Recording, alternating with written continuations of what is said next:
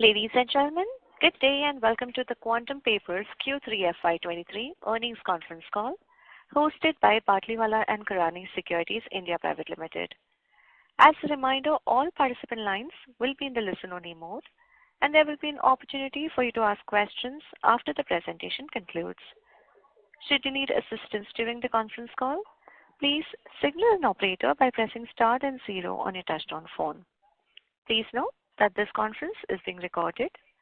I now hand the conference over to Mr. Rajesh Majumdar from Batlivala & Karani Securities India Private Limited.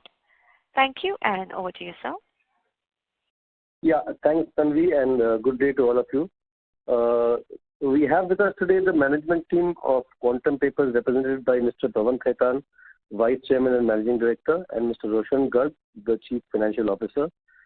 Congratulations, sir, on a great set of numbers. I think the company has been doing well consistently for the last few quarters, and we have seen that the paper prices have been strong for most of the last 6 months or 8 months.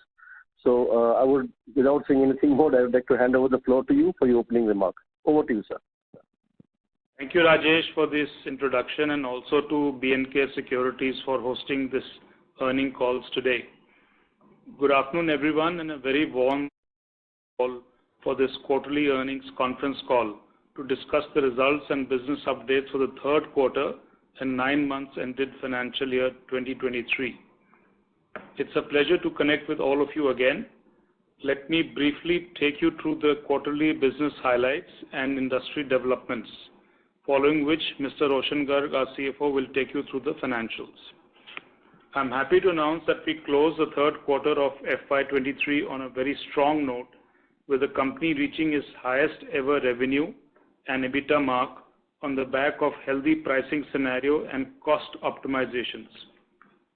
The Indian paper industry is on a relatively strong footing on the back of the implementation of the NEP, the National Education Policy, and the ban on single-use plastic imposed by the Government of India. This has opened a huge opportunity for the industry, as paper is the rightful replacement to plastic products used for packaging, including food wrapping. Overall, the Indian paper industry is expected to continue its growth trajectory in the coming years, driven by an increasing trend in demand and supportive government policies. During the quarter, our company has seen strong demand for our products, which has resulted in a robust increase in our revenues and profitability. This quarter, we reported our highest ever revenue and EBITDA with significant growth on year-on-year basis. There is a healthy growth in order books and on the back of strong demand pull for our products and higher NSRs. The focus on improving our operational efficiencies and cost optimizations have helped us achieve an EBITDA level of 30% this quarter. The company has now finalized plans to spend 285 crores towards capacity expansion and cost optimizations, particularly on the energy front. We will increase the production capacity on all our 4 existing paper machines by up to 25% in the next financial year. Towards this, the modification work on our PM1 and PM2 has already started in December of 2022. From a sustainability perspective, we continue to educate local farmers on the benefits of social forestry and have also increased the production of in-house clonal varieties of wood species. Innovative technologies are being adapted to save water consumption by up to 20-25% in our plant operations, which will have a salutary effect on our environment. Now I will request Mr. Roshan Garg, our CFO, to give you a brief about the quarterly financials. Thank you, Pawanji, and good afternoon, everyone. I would like to brief you on the financial performance of the third quarter and 9 months period ended financial year 2023. We reported our highest ever quarterly revenue of rupees 351 crores, which increased by 53% on year-on-year basis. The EBITDA for quarter 3 FY23 stood at rupees 105 crores, which grew by 244% on a year-on-year basis, with EBITDA margin reported at 30%. Net profit stood at 57 crores and PAT margins reported at 16.3%. For 9 months FY23 income from operations stood at rupees 966 crores, representing a growth of 67% year-on-year. EBITDA stood at 265 crores, growing by over 200%. Net profit stood at rupees 71 crores. This is after an adjustment of exceptional item being non-cash of rupees 63.42 crores, which has been mentioned earlier in June 22 quarterly results. Robust cash flows have allowed the company to further prepay loans of rupees 105 crores of the restructured term debt loans in December 2022. This is in addition to the quarterly installments being paid from September 22 onwards. During the year, the external credit rating has been further revised upward to A- for long-term loans and A2+ for short-term loans from BBB+ and A2 respectively by CARE Rating Limited. We would now be happy to discuss any questions, comments or suggestions you may have. Thank you. Thank you. Thank you very much. We will now begin the question and answer session. Anyone who wishes to ask a question may press star and 1 on their touchtone telephone. If you wish to remove yourself from the question queue, you may press star and 2. Participants are requested to use handsets while asking a question. Ladies and gentlemen, we will wait for a moment while the question queue assembles.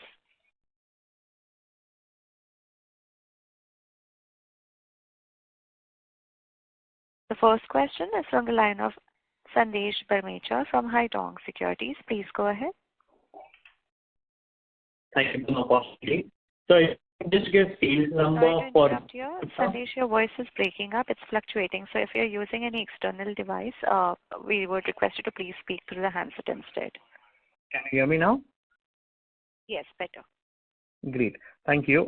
Sir, can you give me a sales volume for this quarter, last quarter and Q3 FY22 if possible?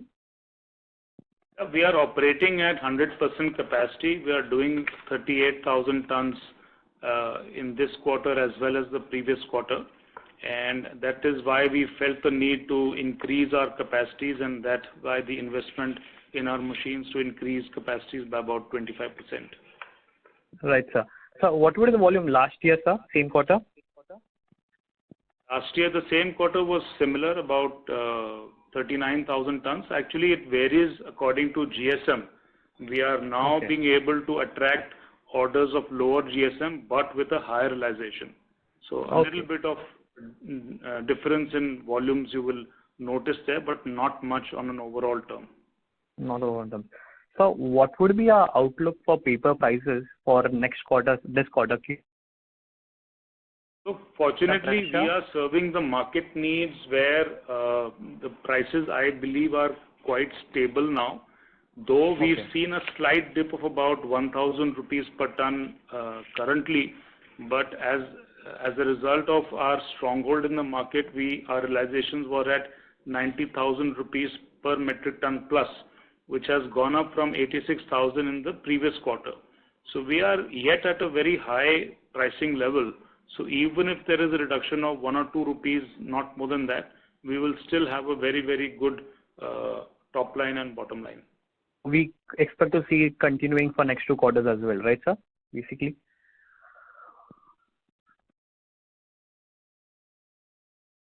Hello. Sorry, sir, we were not able to hear. That is true. We will see a continued trend in the pricing at a similar level. Okay. So Chinese pulp prices have corrected from peak of around $865 per ton to they're currently trading around 800. So what would be your outlook for global pulp prices for next 2 quarters? Would we witness sharp slowdown in the paper and packaging demand, along with supply side pressure also, since large new supplies are there to commence in Q4 as well. So do we see any correction happening on that end, pulp prices on? It's a good question, Sandeep. Earlier, we would witness a corresponding change in paper prices according to the ruling pulp prices, inevitably between about a 1-2 month lag. But we have not witnessed such price reductions despite pricing coming down. Earlier, wood pulp pricing had reached a high level of $1,200 per ton, and even despite coming down by about $400 a ton, the pricing of paper has actually gone up in the interim from a level of about 65,000 rupees per ton at the start of the year. We are now ruling at 90,000 rupees per ton. So that correlation, a direct correlation between wood pulp pricing and paper pricing within India is not there anymore, prevalent there anymore. Okay. However, we do not rule out the correlation completely, and I think that is why we are seeing a slight reduction in pricing, largely because demand is now stabilizing at these levels.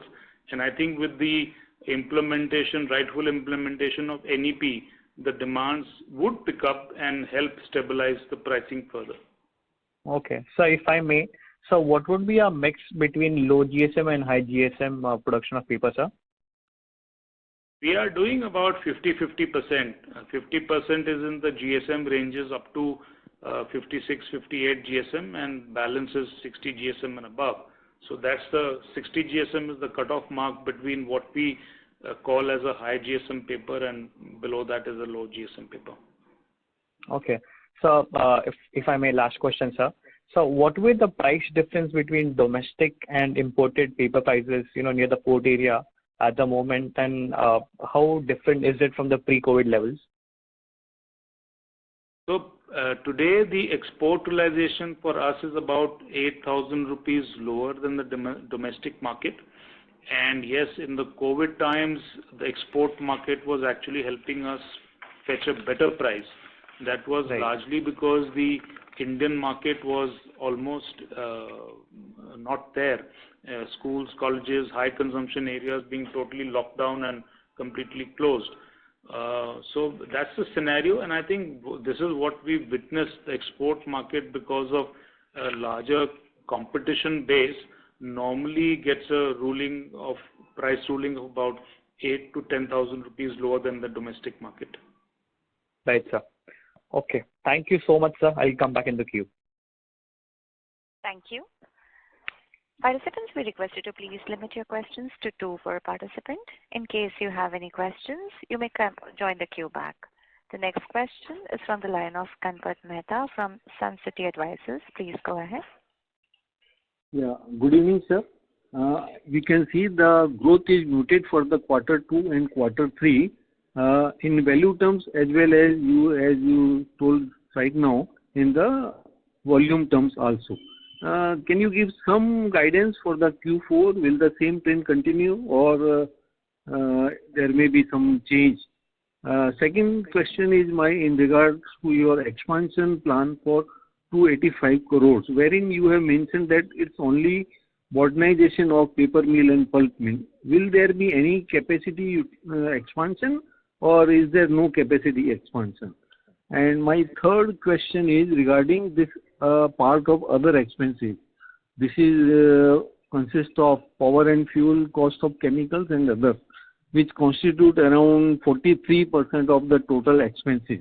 So there, what type of saving reduction we have achieved, or we are planning in future to reduce this cost part? Thank you, sir. You, Ganpatji, the trending for volumes is going to be very similar. As I mentioned, we are currently operating at 50% capacity. That trend is going to continue, and with a similar pricing level that I'm budgeting for in the next quarter, we are targeting a revenue of close to 350 crores in the Q4 as well. Yeah. Regards to a capacity expansion, it's a combination of investment in our paper machines, pulp mill, and the energy side. So yes, the investment in the paper mill will release about 25% additional capacity. From the current 150,000 tons, we are planning to go up to a 2 lakh tons per annum capacity. And investments in a pulp mill will reduce our cost of operations, as well as on the energy side, it is going to help reduce our energy costs by about close to 20%.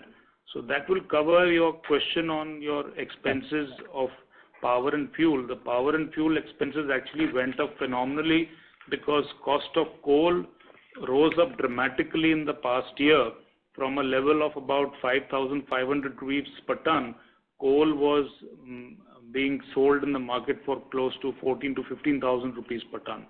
So that was the reason why a high fuel cost was observed for us as well as most other industries, and there is where the need has been felt to reduce this dependence on energy costs and reduce it by optimizing our operations accordingly.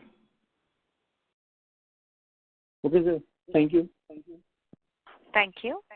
Participants, if you wish to ask any questions, please enter star and 1. The next question is from the line of Rajesh Majumdar. Please go ahead. Yeah, hi, sir. I had one question on this syllabus change. If I remember correctly, that the syllabus change for ICSE and CBSE was supposed to be a big driver for the paper industry in the near term. Has that taken place or will it take place? Can you give us some color on that? So Rajesh, it has yet not been implemented. This part of the syllabus change is yet in the offing. It is expected one is expecting that for the next education year, which starts in August of 23. For the colleges, at least it should start. For the schools, it may come in the month of March and April of 24. But even if the syllabus for colleges changes, there could show a dramatic shift in demand and a pull of demand for paper for the industry. That's roughly about 40% of our market, right? Yes. Yeah. Thank you so much. Thank you. The next question is from the line of Anil Garg, individual investor. Please go ahead. Yeah, hello sir. Congratulations for the good set of numbers. I have few questions that I would like to understand from the management. I have been tracking the company's performance from last 2 years and witnessed a sharp increase in the margins from Q1 of this financial year. Till last quarter of the previous financial year, margins were in the range of 13 to 15%, and then in this year the margins are almost doubled. So what are the major reasons for that? Is it all due to the better NSR, or have the company undertaken any cost reduction measures? So thank you for that question. We actually set out a large backward integration project consisting of our own wood pulp mill, a chemical recovery, and our captive power in the year 2018, which got commissioned in March of 21. So now the fruits of that entire capex plan is coming to bear, and we have seen a huge reduction in cost of our operations as well, which has lent very, very healthily and dramatically to this EBITDA margin increase. So if you see, the price increase has helped us grow by about 30-odd%, but the cost reduction also been dramatic. So both have helped in tandem to increase our EBITDA levels from as rightfully said, from about 15% to the current 30% mark. So is this margin sustainable, or is there any further scope of increase in the margins from here? Yes, we are targeting a slight bit increase with this further investment that we are planning, which is growing our volumes by 25% and reducing our energy costs and chemical costs somewhat. Energy costs is surely going to reduce by 20-odd%, and chemical costs by way of better efficiencies. We are targeting an EBITDA level of 33% now going forward, which we should be able to achieve in financial year 24-25. The whole of next year will take to implement this entire capex plan of 285 crores, and the results of that will be very, very visible in financial year 24-25. Okay, and what is the present raw material mix, and if you could highlight about the current prices of agri and wood? So we are doing a 50-50% of agro pulp and wood pulp, and which we are sort of manufacturing all internally. We are buying agro pulp. We are buying wheat straw to make our agro pulp, and certain species of wood chips and veneer chips. It's a variety of wood species that we buy, and even we include bamboo in that, and all that is pulped and sort of blended to make the wood pulp of the desirable quality that we require. Okay. And one last question. If you see, yes. today wheat straw pricing is at about 10,000 rupees per ton, and wood pricing is at about 7 to 7,500 rupees per ton average. Okay. Okay. And one last question. Any update on capex on tissue paper plant? Yes, that is part of this 285 crore spend. So yes, we will be investing in sort of the tissue line as well, and upgrading that and commissioning that. Okay. Thank you, sir. Thank you. Thank you. The next question is from the line of Saket Kapoor from Kapoor and Company. Please go ahead. Namaskar, sir, and thank you for this opportunity. So you did mention that because of the efficiency that will be put into place, we will be reducing our requirement for chemicals also. So could you please elaborate more on the same, whether what were you trying to explain, sir? So in the pulp mill, we are going to put up a twin roll press where the efficiencies of pulping increase dramatically and the requirement of chemicals reduces for the pulp making process. And we are going to put this twin roll press in both our agro pulping street as well as our wood pulping street. So that will help in reducing the cost of operation and cost of chemicals in our pulp making process. And by what percentage, sir? And is it this technology only we are newly introducing, or other mills have already done the same? Is the new norm there? It's already an established technology. All the big mills have already implemented this, and we will be also partaking of this technology and helping upgrade our pulping facility.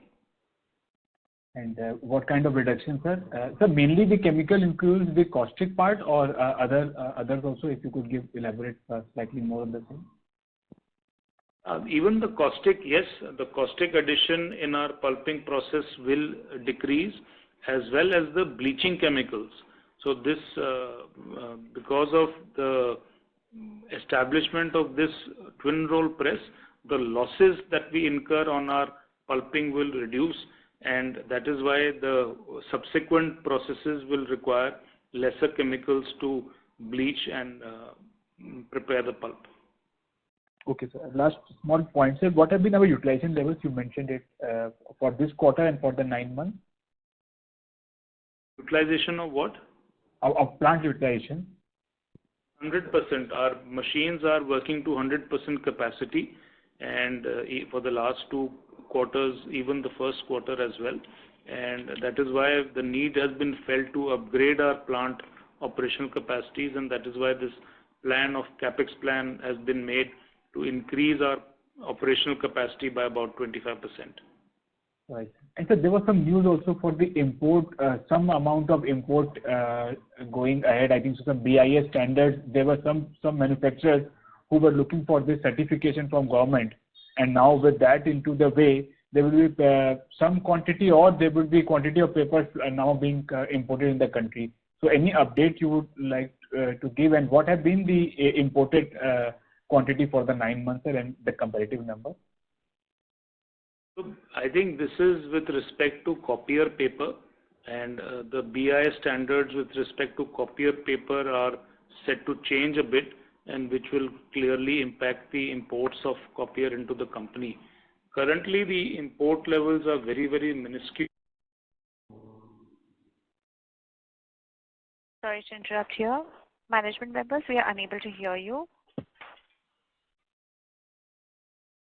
It seems that we have lost the connection for the management. We'll reconnect the line. Please be on hold. Yes.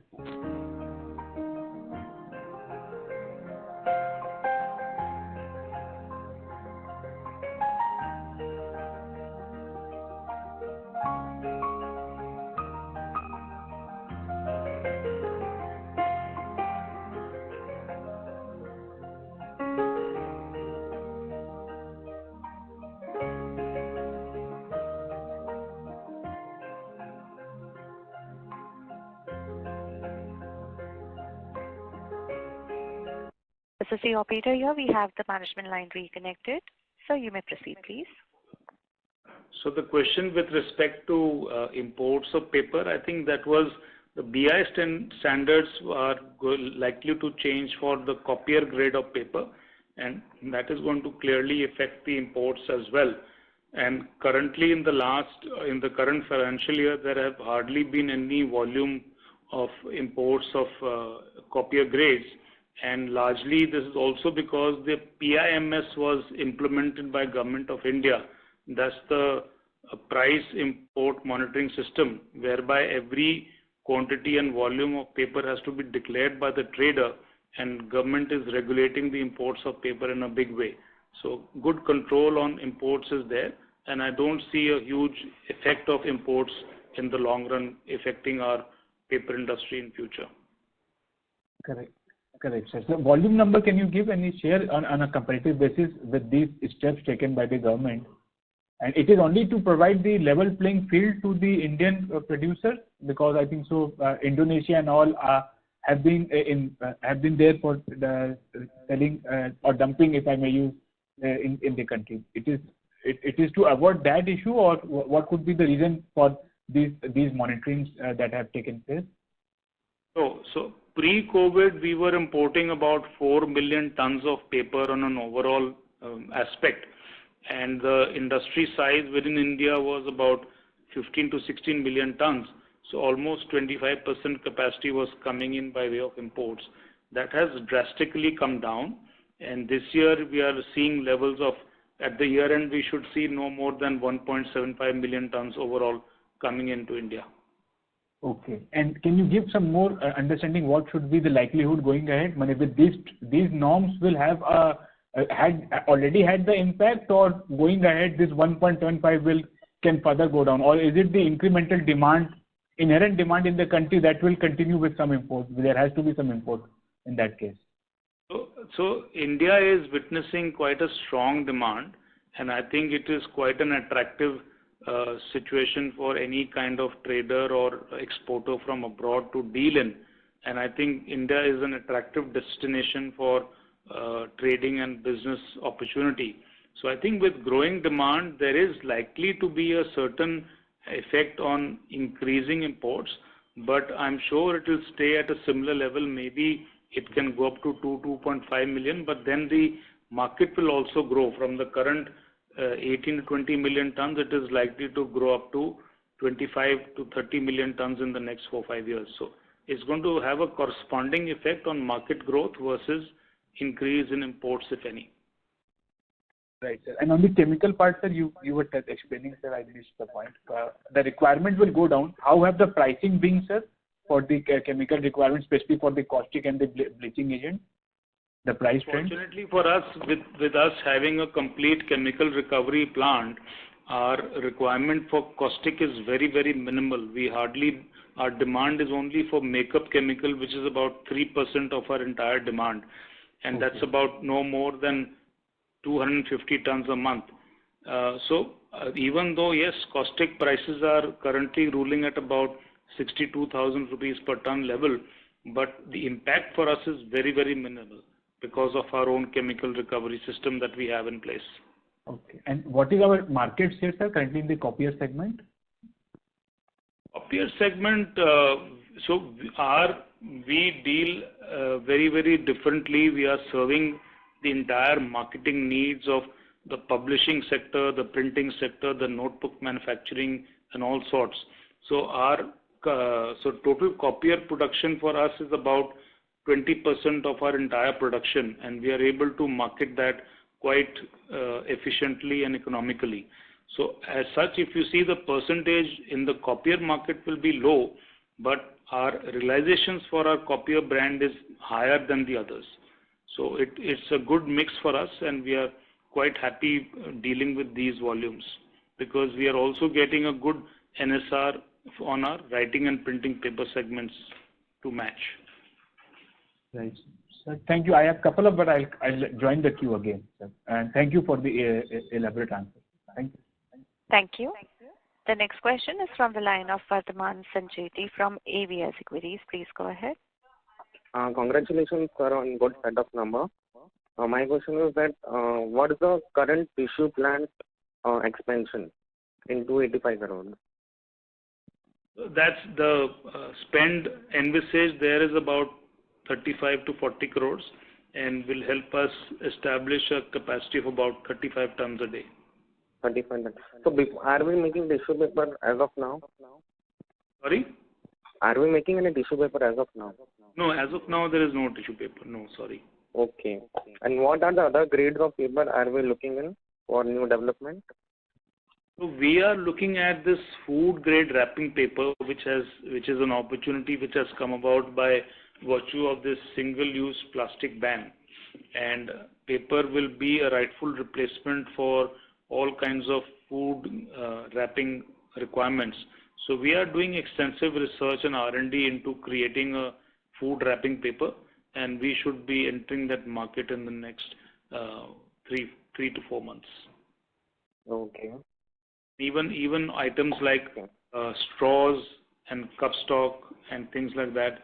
So the food related paper items is what we are looking at and getting a good opportunity and growth prospect from. Okay.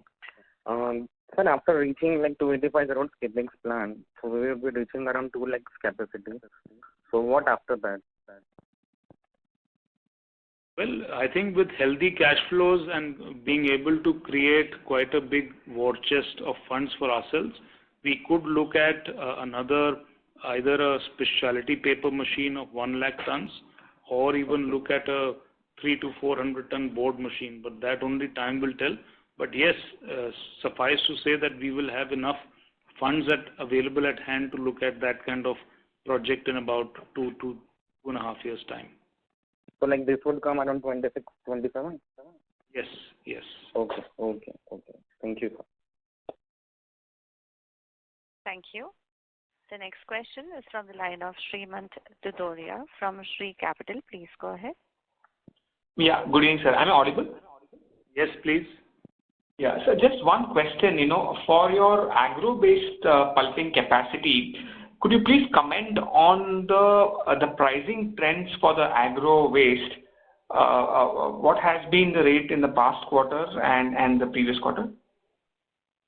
So in the past quarter, our average pricing was about 11,000 rupees per ton as such for wheat straw. In the previous quarter, it was about 8,000 rupees per ton. So quite a dramatic increase in pricing of this agro residue.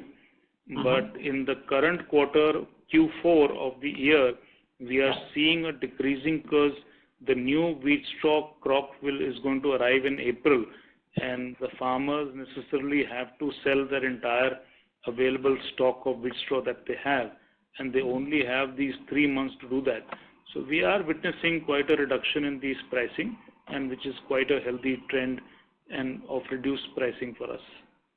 Sure. What was this number, same quarter last year, Q3 of 22?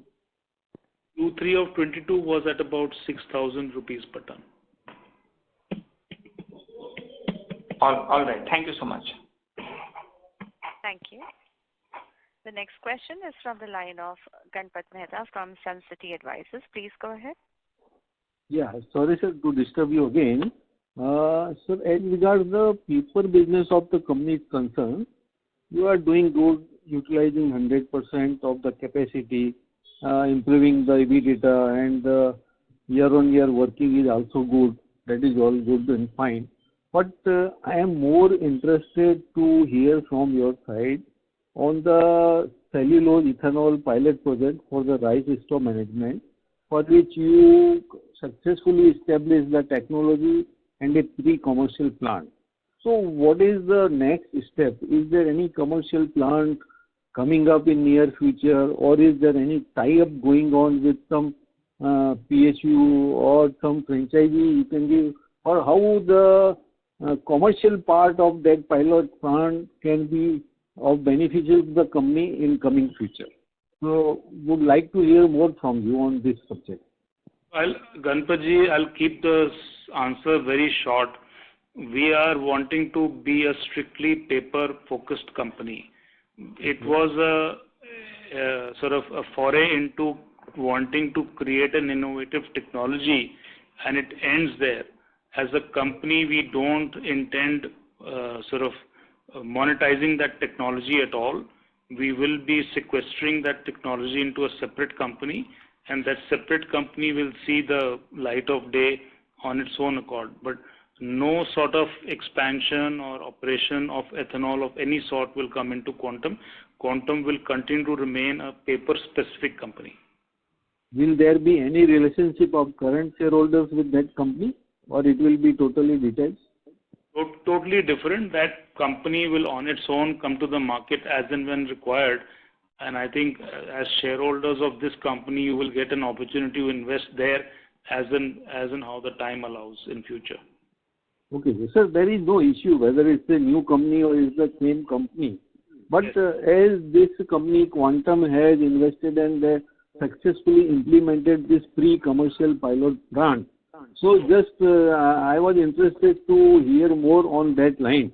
And what is the potential of that technology or the plant or the project, which either with this company or in a separate company, what can be the revenue guidance estimated on down the line?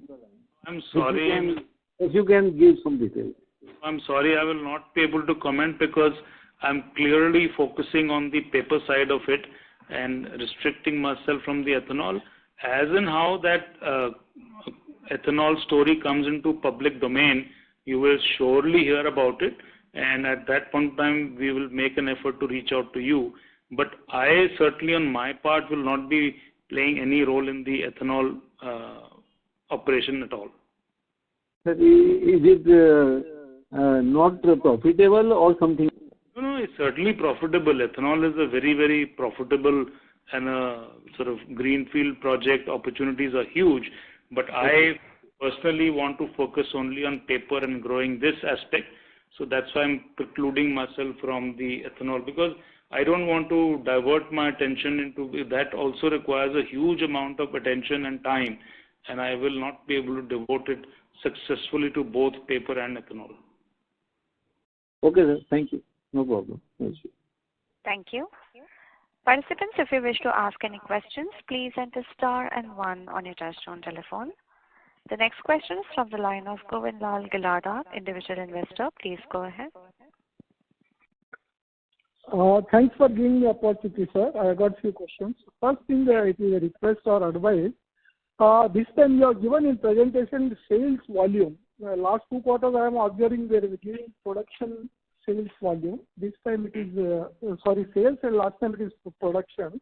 So it is better, sir, if you both or at least orange to orange comparing will be better. Last time it is the production, this time it is sales. So either you give sales volume every quarter or production value every quarter, or both. It will be most welcome if you do both. So we are actually producing everything to order, and our production and sales volume are normally very, very similar. You will hardly see any difference in these figures because whatever we produce, we sell in the same quarter. And if you see our year-end stock position, or quarter-end stock position, you will find it within a manageable 2 days production level. So any which way you take it, whether it's the production volume or the sales volume, you'll find them very, very similar. But point taken, we'll keep to a similar pattern of presenting the data. Yeah, thank you, sir. Then next question is, in earlier participant, or you are commenting that your EBITDA margin 30% will be for 24-25. So I want to just categorically make clear it is 23-24 or 24-25. No, we are already currently achieving 30%, and we will continue to achieve 30% in the ensuing financial year 23-24 as well.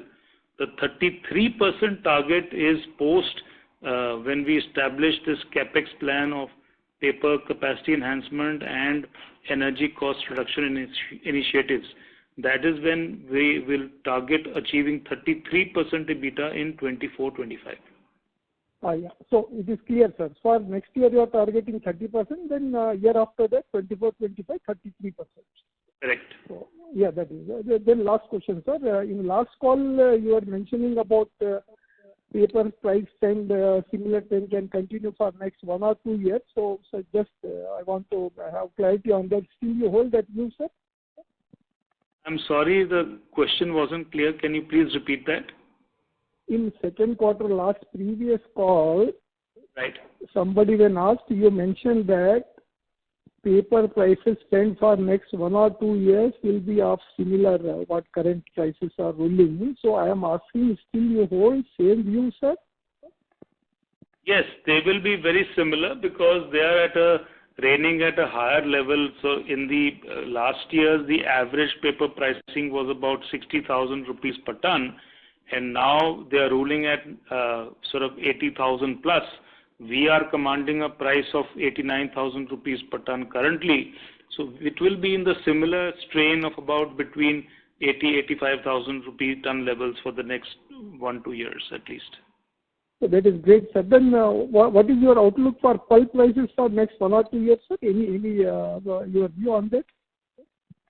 So pulp pricing is a little difficult to detect and difficult to monitor because internationally one has to take into account what are the new capacities coming in, what are the capacities closing down. It is very difficult to project what the pulp pricing is, but they should also remain within similar ranges of between $700 to $800 per ton or thereabouts. So net, so these paper prices and pulp prices now already they are in new range. Earlier pulp prices were 400 to 600, 700 range. Now it is 700. So we can conclude that these all will be now for next 1 or 2 years.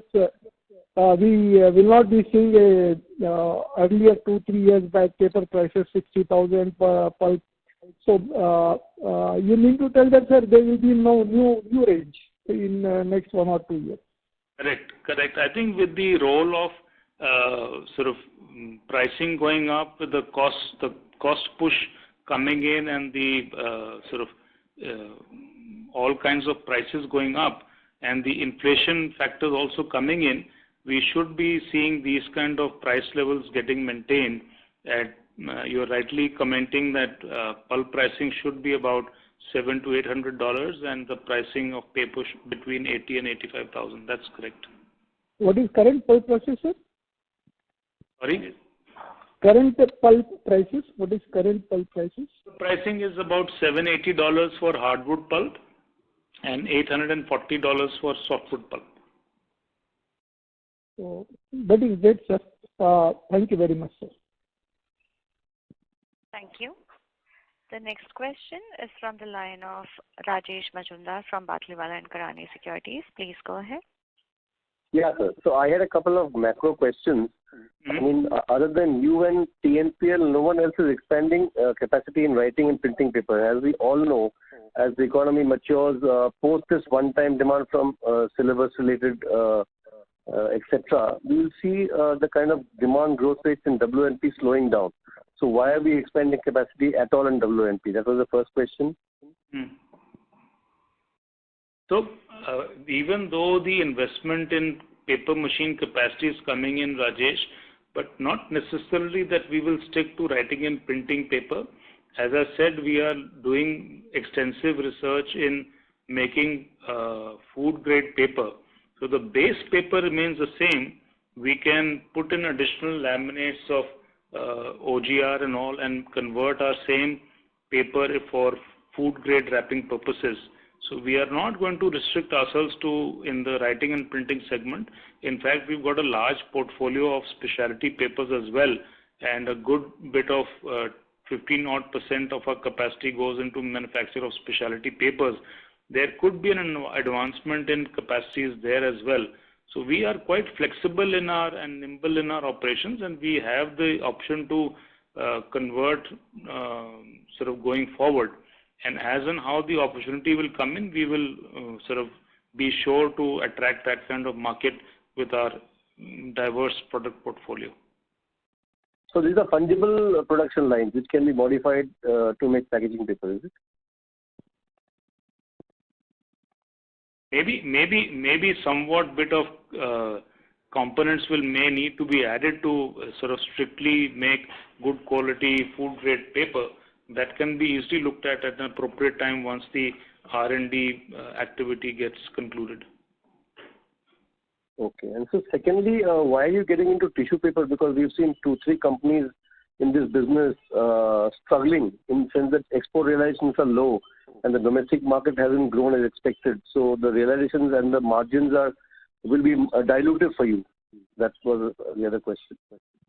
Well, this is the plan right now, Rajesh, because as per our information, there are only largely 2 companies in India manufacturing tissue paper, which is Century and Orient. There is no other player to talk home about.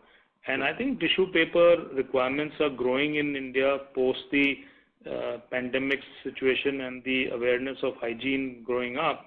And I see a huge potential. In fact, tissue paper is growing at the healthiest rate of 20% CAGR going forward.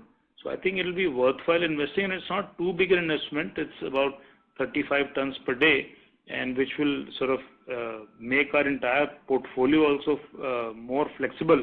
As you rightly suggested, why stick into one category? We are looking at this differential category to bring flexibility in our volumes. Thank you, sir. Thank you. The next question is from the line of Saket Kapoor from Kapoor & Company. Please go ahead. Yeah, Dhanyavad, sir. Sir, when we earlier look, just before the pandemic or just 2-3 years again, China used to be a dominant player for the pulp and paper industry. How have things now currently changed? And has the new regime said that China would be now only for the domestic market? And what kind of role will China play? And then how then the price trends would likely be, as you have guided for this 88,000-90,000 band? So what have you factored in from China side, sir? So I think China is facing its own sets of challenges and problems. One is that it is tending to a population which is elderly, and the working hands in China are reducing quite substantially. You would have may have read an article that came about 3 days ago that it's the first time in so many years that China's population has actually declined. So they are seeing a decreasing trend, and which will clearly affect the working population as well as the fact that China spent a lot in creating the infrastructure for machinery and industry, which may go begging in future, and China will have to play its story very, very differently and contain its entire challenges that it is facing by way of the working population that they have. So I think the effect of China going forward will be limited. It won't be as strong as what we witnessed in the pre-COVID years, and we will see a reduced intervention and impact of China in the world economy and trade going forward. Sir, just to dwell once again, sir, it is the aging population or the reduction in the population growth, correct? But what would go along with for the capacity? Since they have the excess capacity, and the market is remunerative, they can very easily improve the utilization levels and again set the paper free in the market again. But what stops them for improving the utilization levels, even though their inherent demand may go down, as you are trying to explain? Or please correct me there, sir. I think it will be a combination and variety of things. One is that clearly there is a kind of anti-China sentiment that is getting generated in the world. People are not so amicable looking towards China as they were earlier. They are also sensing the kind of Russian-Ukrainian crisis that has emerged. The world is sort of on trepidation whether China would have the similar story with Vietnam as well. So I think every government is looking at it very, very individually, and Indian government is clearly above board in all this and very, very sharp on all this, and will not allow intervention from China the way they used to do it earlier. And even if they have these spare capacities available with them, the fact is that they need working hands to run them. And this is something which has been witnessed not only in paper, but I think in many other industries. China is failing in its dominance in the world industry and trade per se. So I think with that, I would say that I'm just mentioning that the impact that China used to have prior to COVID will be much lesser now going forward. Right, sir. Thank you. And sorry to interrupt. Saket Kapoor, I would request you to please come back in the queue. The next question is from the line of Arun Julani from First Water. Please go ahead. Hi. Thank you so much for this call. And I just want to understand, you said for the next 2 years, we're going to be at record highs in terms of paper prices. So whether it's 85 or 90 as you are at now, and you said primarily it's due to inflation. And of course, your EBITDA is around 30 and growing. But beyond the school syllabus, what are the other kind of macro aspects that are keeping demand buoyant? Because as you might realize, I know you said that also there's packaging, you're moving to other sectors, but what else is there? So we are a company which sort of specializing in serving the marketing needs. We are a company which does customization for our customers as and how they require it, whether it's the GSM or the size or the quantity, whatever it be, we take those orders. We don't work on standard orders. So our customization quality and sort of variedness is much higher than any other company. And we are making a foray also into increasing our market penetration into areas which we were not present in and picking up orders from there as well. So our market outreach program is increasing, and we will be creating a new GTM, a go-to-market strategy going forward, which will help us maintain our increased production levels and volumes that we generate, and our sort of way to sell them will clearly be there. A strategy will be developed to ensure that we sell that as well. And in addition to this RTE which has come in, one is obviously this single-use plastic ban which has come in, and as I've mentioned, we are foraying into the innovation and R&D towards making food-grade wrapping paper, which is going to be a huge market and a huge volume. We may end up dedicating one of our machines particularly only for manufacturing food-grade wrapping paper. That's a huge opportunity that I'm seeing going forward. Got it. But what are the other drivers? Because I understand and I appreciate that, but are there any other kind of aspects, or that's it? Because I wouldn't imagine that your competitors are standing still, letting you penetrate their market. So there will be pushback and so on, or they'll even go into food wrapping. But what are the overall kind of pull to keep you at 100% utilization, to keep you at 85 to 90% realization? 85 to 90 rupees per kilo realization.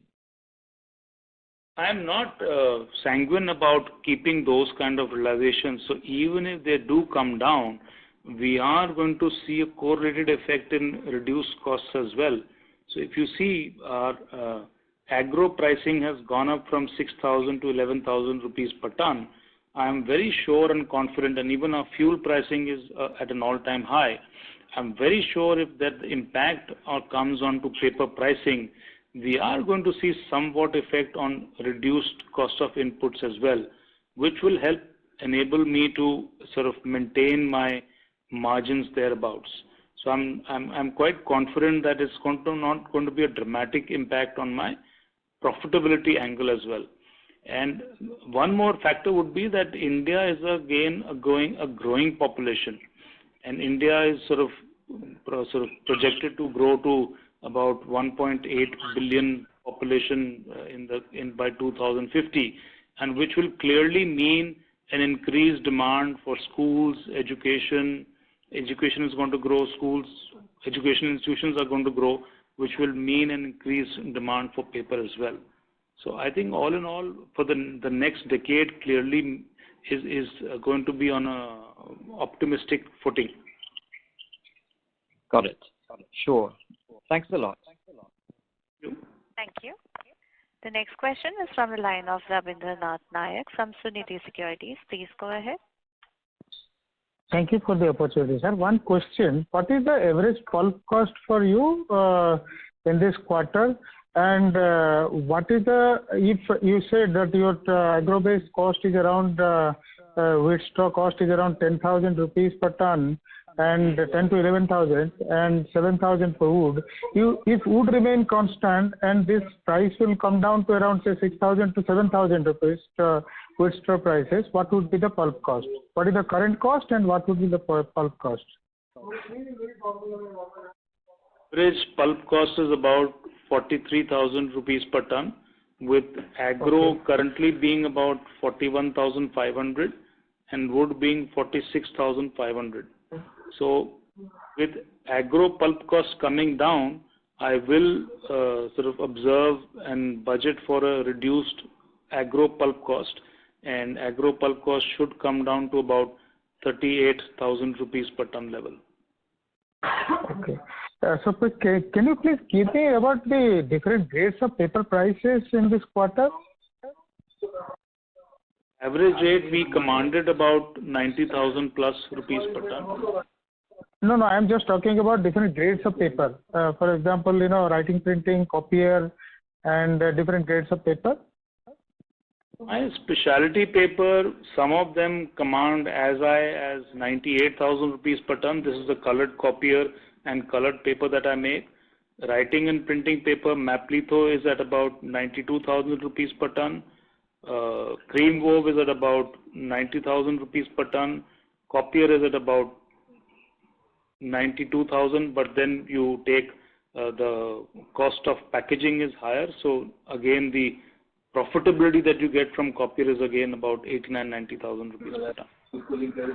So this includes GST, right? No. This is net realization. GST is, if you include GST, then we are commanding 1 lakh rupees per ton plus. Okay. Thank you. Thank you. That was the last question for today. I now hand the conference over to Mr. Rajesh Majumdar for closing remarks.